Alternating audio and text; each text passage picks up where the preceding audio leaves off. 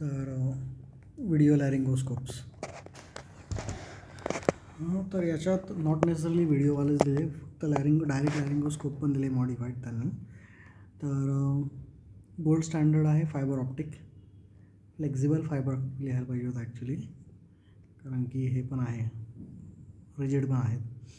तर अँटिसिपेटेडमध्ये fibre optic is gold standard. मग डिफिकल्टमध्ये याचा रोल काय आहे?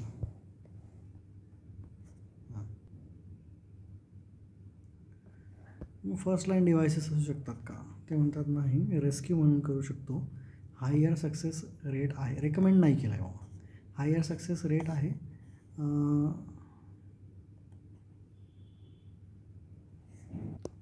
नंबर ऑफ अटेम्प्ट्स कमी होतात आणि अनॲन्टिसिपेटेड कमी होतील. अँटिसिपेटेड तुम्ही सगळ्यांना जर फर्स्ट लाईन वापरले व्हिडिओ लॅरिंगोस्कोप तर नंबर ऑफ अटेम्प्ट कमी होतील आणि अनॲन्टिसिपेटेड कमी होऊन जातील. ते म्हणतात सध्या रेस्क्यू म्हणूनच वापरा. तर इमर्जन्सीमध्ये काय रोल आहे किंवा डिफिकल्टमध्ये काय रोल आहे? डिफिकल्ट एअरवेमध्ये यांचा रोल आहे की तुमचा व्ह्यू चांगला होतो, व्ह्यू तर चांगला होतो. सक्सेसफुल इंट्युबेशन जास्त आहेत, फर्स्ट अटेम्प्ट इंट्युबेशन्स पण जास्त आहेत, परंतु लागणारा वेळ सेम आहे, ट्रॉमा सेम आहे, सोअर थ्रोट सेम आहे. तर all India difficult airway association म्हणतं की अँटिसिपेटेड डिफिकल्टमध्ये आयदर फर्स्ट लाईन दोघींपैकी काही एक तुम्ही घेऊ शकता. ते व्हिडिओ लॅरिंगोस्कोपला पहिलं दिलेलं नाही आहे, कारण की त्याच्यामध्ये व्ह्यू जरी चांगला असेल तरी टाईम जास्त लागतो. तर इमर्जन्सीमध्ये स्टील गोल्ड स्टँडर्ड डायरेक्ट लॅरिंगोस्कोपी आहे. फर्स्ट टाईममध्ये दोघांमध्येही काही डिफरन्स नाही. ड्युरिंग कार्डिओपल्मोनरी रिससिटेशन हे फक्त याची गोष्ट चालू आहे. हेल्पफुल वेन लेस एक्सपिरियन्स लोक, कमी एक्सपिरियन्स वाल्याने वापरला तरच चांगलं आहे. इसॉफेगल इंट्युबेशन कमी होतं. तर सक्सेस आणि टाईमवर कॉन्फ्लिक्टिंग आहे. कमी एक्सपिरियन्स वाल्याला कामा येऊ शकतो, इसॉफेगल इंट्युबेशन कमी होतं, परंतु डिफरन्स नाही आहे ॲटलिस्ट कार्डिओपल्मोनरी रिससिटेशनमध्ये. व्ह्यू तर चांगला आहे, व्ह्यूबद्दल डाऊट नाही आहे, पण स्टील इमर्जन्सीमध्ये गोल्डन स्टँडर्ड तुमचा डायरेक्ट आहे. डिफिकल्टमध्ये सुद्धा दोघांपैकी काहीही वापरू शकता. सक्सेस जास्त आहे परंतु टाईम सेम आहे. तर पिडियाट्रिकमध्ये काय? पिडियाट्रिकमध्ये तो म्हणतो युजली अनॲन्टिसिपेटेड डिफिकल्ट नसतोच, अँटिसिपेटेडच असतो डिफिकल्ट सिंड्रॉमिक. चिल्ड्रनमध्ये एक्स्ट्रीमली रेअर आहे. व्हिज्युअलायझेशन चांगलं होतं, परंतु मग टाईम पण जास्त गेलेला त्यांना सापडला. तर मग ते गिव्ह अँड टेक आहे. व्हिज्युअलायझेशन चांगलं झालं तरी टाईम जास्त गेला. फर्स्ट अटेम्प्ट इंट्युबेशन जास्त आहेत, परंतु स्टील टाईममध्ये काहीच डिफरन्स नाही, नंबर ऑफ अटेम्प्टमध्ये काही डिफरन्स नाही, डीसॅटमध्ये काही डिफरन्स नाही, टॉमध्ये डिफरन्स काही नाही आहे. हां, कॉम्पिटन्सी चांगली येऊन जाते व्हिडिओ जर वापरला तर.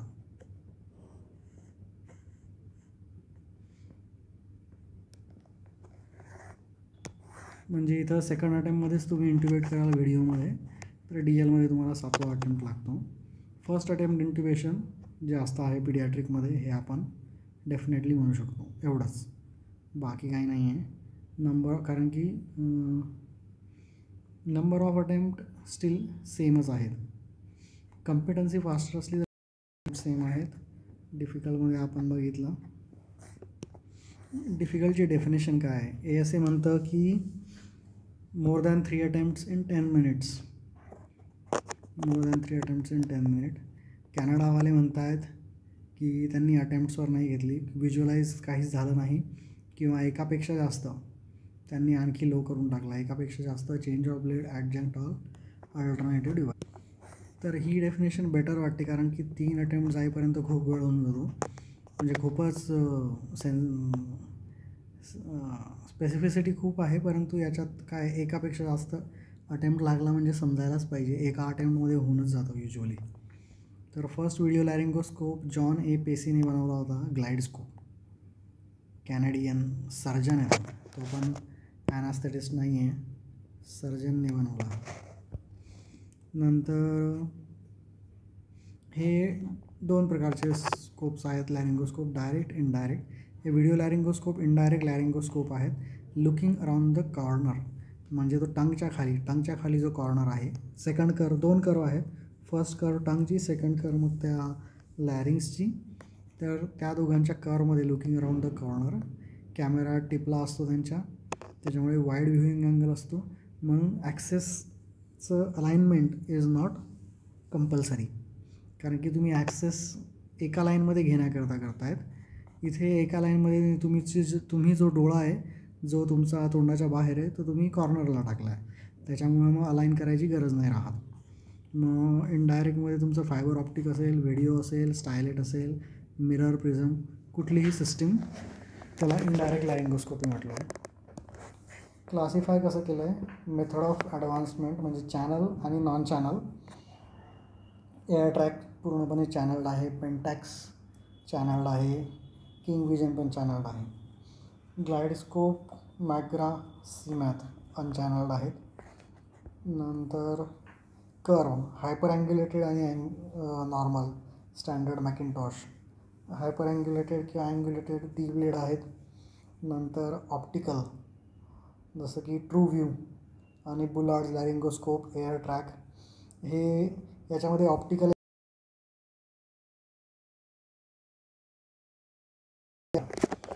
तर हे आहे डायरेक्ट लॅरिंगोस्कोपी. तुम्ही थेट डोळ्यांनी बघतायत, लिफ्ट करता कारण की तुम्हाला अलाइन करायचं आहे आणि लिनियर विजन आहे. मग हे स्टँडर्ड जॉमेट्री व्हिडिओ लॅरिंगोस्कोपी. तुम्ही बघता इकडे पण आहे, इकडे पण आहे. ट्यूब जाईपर्यंत तुम्ही खाली बघता, मग ट्यूब तोंडाच्या आत गेली की मग इकडे बघता. लिफ्ट केलं तर चांगलं आहे, नाही तर मग स्टिलेट टाकावं लागतं. लिनियर व्ह्यू आहे. मग हायपर अँग्युलेटेडमध्ये तुमचं लिनियरली येऊ शकत नाही, म्हणून तुम्ही हायपर अँग्युलेटेड वापरत आहात. म्हणून रॉकिंग मेशन आहे. तुम्ही पुढे मागे करत तिथपर्यंत कुठेपर्यंत जाऊ हा विचार करता, आत जाऊ का बाहेर जाऊ. आणि हायपर अँग्युलेटेड हे तुम्हाला कव्हर करावं लागतं, म्हणून मोस्टली स्टिलेट टाकावंच लागतं तुम्हाला. ॲडव्हान्टेजेस काय? मोठी इमेज दिसते, ब्राईट इमेज दिसते, हायर रेझोल्युशन इमेज दिसते. लुक अराउंड द कॉर्नरमध्ये त्याच्यामुळे अँटिरियर लॅरिंग्स असेल तर दिसू शकते.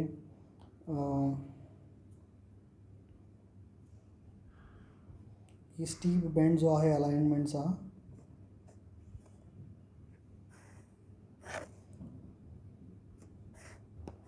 हे स्टीपली बेंट असतात, त्याच्यामुळे दिसायला सोपं आहे. कॉर्मॅकला आणायची गरज नाही. तुम्ही पर्सेंटेज ऑफ ग्लॉटिक ओपनिंगने स्कोरिंग करू शकता. कॉर्मॅक लहानेची ग्रेड वाढते. ॲक्च्युली कॉर्मॅक लहाने डी एल स्कोपीज आहे, तर एक्सक्लुझिव्ह आहे. बट स्टील प्रेशर एक्झर्ट करायची गरज नाही. प्रेशर एक्झर्ट करू शकता मॅन्युअली. कॅन गाईड ट्रेनीला शिकवू शकता. आणि ट्रेनीला पण बाहेरूनच दिसतं की कुठं प्रेशर द्यायचं की चांगलं दिसेल, तर तुम्हाला बाहेरून बोलून सांगायची गरज नाही की इथे हात लाव, तिथे हात लावा. Assistant can directly help. Stress कमी होऊन जातो दोघांवरही, दोघांनाही स्ट्रेट दिसतं आहे. तुम्ही प्रोसिजर रेकॉर्ड करू शकता. स्निफिंग पोझिशनची गरज नाही आहे. न्यूट्रलमध्ये पण तुम्ही टाकू शकता.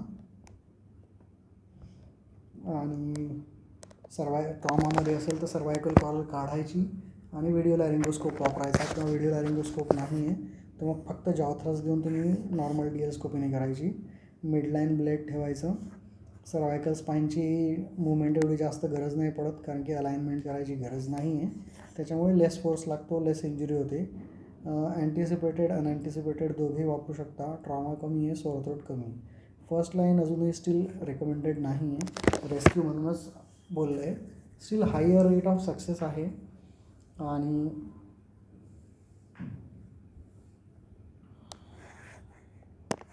तुमचे नंबर ऑफ अटेम्प्ट्स कमी होतील आणि अनअँटिसिपेटेड कमी होऊन जातील. लिमिट्स काय? कारण की ॲडिशनल ट्रेनिंग आहे, हँड आय कोऑर्डिनेशन करावं लागेल. बघा, मॅकिंटोश म्हणजे नॉर्मल मॅक ब्लेड म्हणजे डायरेक्ट लॅरिंगोस्कोपी आणि व्हिडिओ लॅरिंगोस्कोपी दोघांच्या स्केल वेगळ्या आहे. त्याच्यातही प्रत्येक व्हिडिओ लॅरिंगोस्कोप वेगवेगळा आहे. त्याच्यामुळे एकामध्ये येतो दुसऱ्यामध्ये येईल असं नाही आहे. आणि व्ह्यू दिसला म्हणजे इंट्युबेट होईल असं नाही आहे. तुम्हाला तिथं वेगळ्या प्रकारचं मॅनिप्युलेट करावं लागतं. तुम्ही कॉर्नरला बघताय आणि टाकता बाहेरून. Despite good view, intubation is difficult, कारण की तुम्ही अराउंड द कॉर्नर बघताय. कारण की त्याच्याकरता तुम्हाला स्टील सम अलाइनमेंट लागते, म्हणून स्टायलेटेड एटी वापरतात. तुम्ही एकदमच जवळ असाल तर तुम्हाला ते तुमची ट्यूब नाही दिसणार, म्हणून बाहेर यायचं आणि मग तुम्हाला ट्यूब पण दिसेल, एरिया पण दिसेल, मग ती मॅनिप्युलेट करायला इझी जातं. बुजी काय त्याला एकच कर्व असतो, त्याच्यामुळे तो वापरता नाही, तुम्हाला स्टायलेटेड ट्यूबच वापरावं लागते. फायबर ऑप्टिकमध्ये रेल रोड करावी लागते. तर तो म्हणतो फायबर ऑप्टिक ॲक्च्युली ब्लाइंड आहे, कारण की तुम्हाला फक्त टिप दिसते.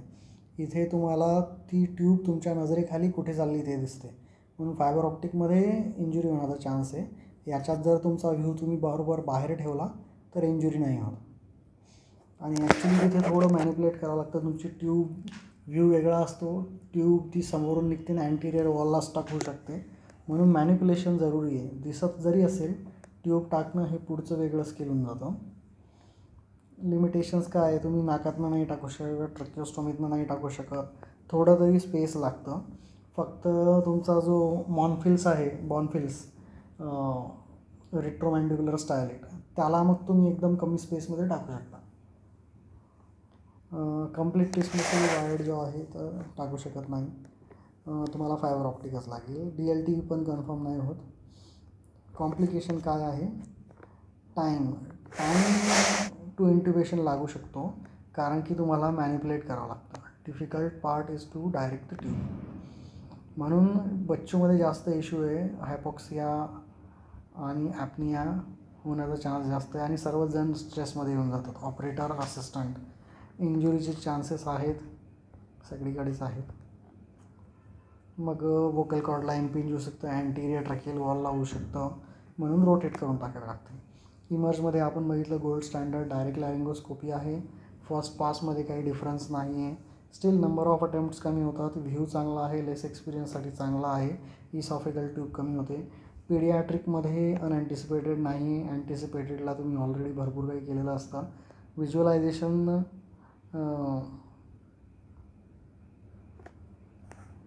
चांगलं आहे, परंतु मग टाईम जास्त लागतो. तर फर्स्ट अटेम्प्ट बेटर आहेत याच्यात असं म्हणतात, आणि कॉम्पिटन्सी बेटर आहे, परंतु still no difference in number of attempts. आणि DSAT आणि ट्रॉमा डिफिकल्ट इयरमध्ये स्टील नंबर 1 म्हणून सजेस्टेड नाही आहे. DL किंवा VL दोघंही वापरू शकता. व्ह्यू चांगला आहे, सक्सेस जास्त आहे, फर्स्ट अटेम्प्टमध्ये पण जास्त आहे. स्टील टाईम, ट्रॉमा आणि सोअर थ्रोट सेम आहे. सगळ्यात पहिला जो बनवला होता जॉन पेसीने, तो ग्लाइडस्कोप बनवला होता. असा आहे, याच्यात हे 3 आहेत, ओरिजिनल, कोबाल्ट आणि रेंजर. अँग्युलेटेड ब्लेड आहे, आणि त्याला एक स्टराईल प्लास्टिक टिप येते, मग ती तुम्ही काढून लो लेवल डिसइन्फेक्ट करू शकता. म्हणजे 70% अल्कोहोलमध्ये 1 मिनिट, किंवा हायपोक्लोराईड 500 ppm मध्ये 1 मिनिट. अँटीफॉग मेकॅनिझम आहे, पण काय अँटीफॉग मेकॅनिझम आहे ते मी सांगितलं. हायपर अँग्युलेटेड आहे ग्लाइडस्कोप, त्याच्यामुळे प्रीशेप्ड तुम्हाला स्टायलेट लागतोच लागतो. मॅग्रावर त्याचा स्वतःचा कॅमेरा वरच आहे, आणि त्याचं जे पूर्ण हे आहे ब्लेड ते पूर्ण कव्हर करतं, आणि ते डिस्पोजेबल असतं, त्याच्यामुळे डिसइन्फेक्शनचा याच्यात काही त्रास नाही आहे. हे तुमचं ब्लेड कमी किंवा जास्त करू शकता. डिस्प्ले छोटा आहे, हा एक आहे, त्याच्यात रॅचेट मेकॅनिझम आहे ह्याला. स्टायलेट लागणार. फायदा आहे की लाईटवेट आहे त्याच्यात, पण त्याच्यात आउटपुट नाही, रेकॉर्ड नाही करू शकत.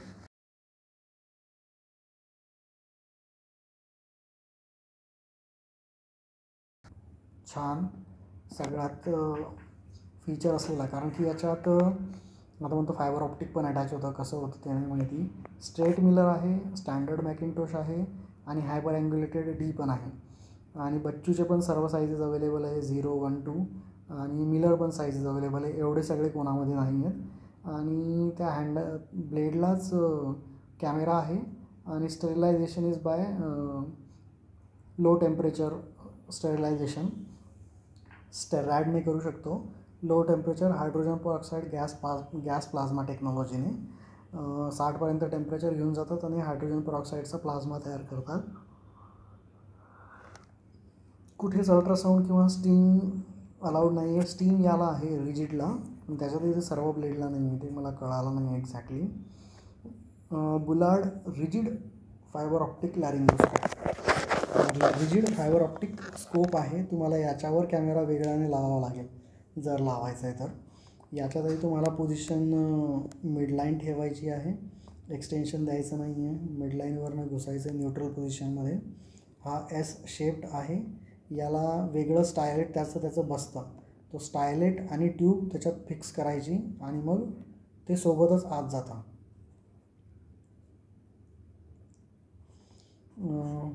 त्याला एक स्वतःचा चॅनल आहे सक्शनसाठी किंवा इन्सफलेशनसाठी. प्रॉक्झिमली 2 ओपनिंग आहेत, एक सक्शनसाठी आणि दुसरं सेकंड ओपनिंग स्टायलेटसाठी आहे. तर सेकंड ओपनिंग अटॅचमेंटसाठी आहे, त्याच्यातून तुम्ही काही टाकू नाही शकत. ही मल्टीफंक्शनल स्टायलेट आहे. लॉंग आहे, हॉलो आहे. त्याला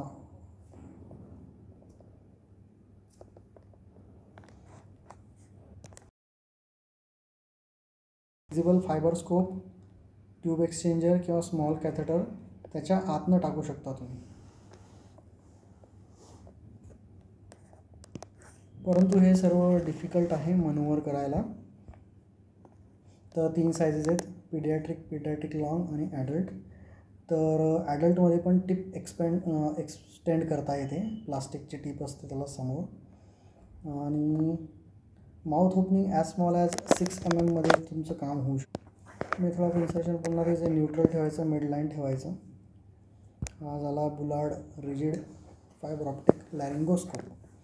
त्याच्यावर तुम्हाला कॅमेरा जर व्हिडिओ हवा आहे तर. मग एअर ट्रॅक आहे.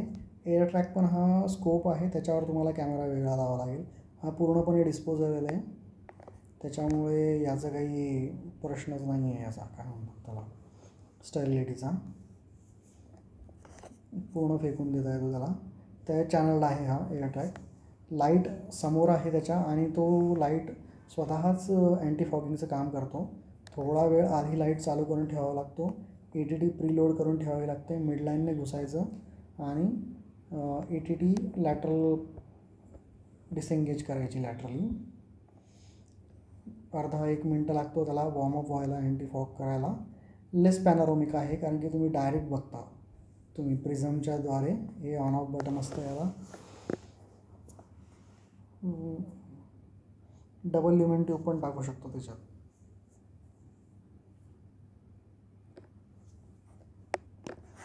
इथे याने मेन्शन केलं आहे नेझल, पण वर्णन करण्यात काहीच नाही आहे. DLTचं ठीक आहे, तुम्हाला फक्त पोर्ट मोठा करायचा आहे. मग पेंटॅक्स आहे. पेंटॅक्समध्ये खासियत आहे की सक्शनची पण ट्यूब आहे आणि हा जो स्क्रीन आहे ही पूर्णपणे फिरते, रोटेट होते. त्याच्यामुळे तुम्हाला पोझिशनचा थोडासा बेनिफिट मिळतो. चॅनल आहे, ट्यूब टाकायची, सक्शन पण आहे. आणि त्याला पण हे मॅग्रासारखं त्याला पूर्णपणे कव्हर्ड आहे ब्लेड, त्याच्यामुळे ते काढून फेकता येतं. आणि व्हिजन ट्यूब तुमची नेहमी व्हिजनमध्ये असते, मग व्हिजनमध्येच ती डिसेंगेज होते. Screen can be fully rotated आणि त्या स्क्रीनवर पण टार्गेट मार्क येतो की तुम्हाला कुठे जायचं आहे, तर त्याच्यामुळे तो टाकायला सोपं होतं. पण हा बल्की आहे. एक केपलर सिस्टीम आहे, त्याच्यामध्ये पेंटॅक्स आणखी यूज होतो. ही केपलर इंट्युबेशन सिस्टीम आहे. केपलर ज्याने ते दुर्बिणी बनवल्या अंतराळातला, त्याच्या नावावर त्यांनी एक इंट्युबेशन सिस्टीम बनवली. हा पूर्णपणे रोबॉटिक आर्म आहे. त्याचा व्हिडिओ बघितला मी, नॉट सो इझी. कारण की इथे असिस्टंट आहे, तो स्क्रीन बघतो आहे आणि हा माणूस दुरून हे त्याचे 2 लिव्हर आहेत ते ऑपरेट करतो आहे. याला मग तुम्ही सेपरेट हे तर नाही आहे याला आउटपुट, तर म्हणजे सब कुछ खिचडी आहे. सेमी ऑटोमेटेड इंट्युबेशन और पेंटॅक्स अजून डेव्हलप व्हायला त्याला खूप टाईम आहे. नंतर ट्रू व्ह्यू आहे. हा लॅरिंगोस्कोप आहे. हा स्ट्रेट ब्लेड आहे. याचा हा व्ह्यू फाइंडर आहे. इथे पोर्ट आहे फॉर गॅस्ट्रिक इन्सफिलेशन. प्रिझम आणि लेन्स लावून त्याला हा तुम्ही वायर लावून कॅमेरा त्याच्यावर माउंट करू शकता. ऑक्सिजन पोर्ट आहे आणि oxygen port serves as anti fogging. तर ट्यूब त्याच्यातनं येतात नळीतनं. ट्यूब तुम्हाला साईडने वेगळी टाकावी लागते. 5 साईजेस आहेत त्याच्या. तर हाय लेवल डिसइन्फेक्शन करू शकतो. सॉरी स्टीम ऑटोक्लेव्ह स्टील 0 आणि 1 ब्लेडचं का होत नाही मला काही कळालं नाही. 2, 3, 4चं होतं. किंवा मग हाय लेवल डिसइन्फेक्शन सायडेक्स प्लस ब्युटाल्डिहाइडचं 20 मिनिट्ससाठी. त्याच्यानंतर मग बॉर्नफिल्स आहे. बॉर्नफिल्स रेट्रोमॅन्डिब्युलर फायब्रोस्कोप. तर हा रिजिड आहे आणि याला एक फिक्स्ड अँगल आहे. तर याच्यात मिनिमम 5 mm MLT जाऊ शकते किंवा पिडियाट्रिकमध्ये 2.5पर्यंत पण टाकू शकतो. तर 40 ॲडल्टमधला हा 40 सेंटीमीटर आहे आणि अँटिरियर टिपला कर्व आहे 40 डिग्रीचा असा आहे तो. हा तुम्हाला 80 ट्यूब त्याच्यावर लोड करायची आहे.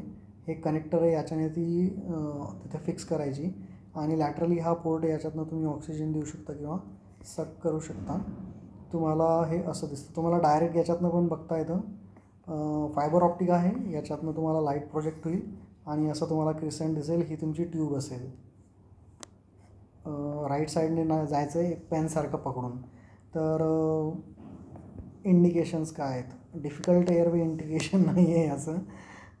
डेंटल वर्क कॉम्प्लिकेटेड असेल तर expensive delicate dental work, loose teeth, नंतर लार्ज गॅप आहेत टीथमध्ये जिथे की फसेल तुमचं लॅरिंगोस्कोप. तर 5 mm MLTपर्यंत टाकू शकतो. प्रॉब्लेम आहे की लर्निंग कर्व खूप मोठा आहे. ट्रॉमा होण्याचा चान्स आहे कारण की नॉन मॅलिएबल शाफ्ट आहे.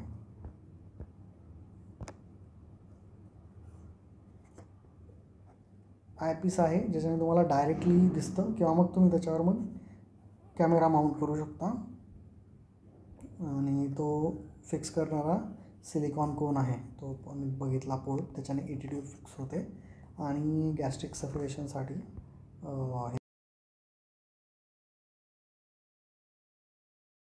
याच्यात तर लाईटचं चॅनल आहे. त्या 80 ट्यूब जी फिक्स केली आहे त्याच्यामधनं गॅस समोर. नंतर हा किंग विजन आहे. हा फक्त साईज 3 आहे, हायपर अँग्युलेटेड आहे, डिस्पोजेबल आहे.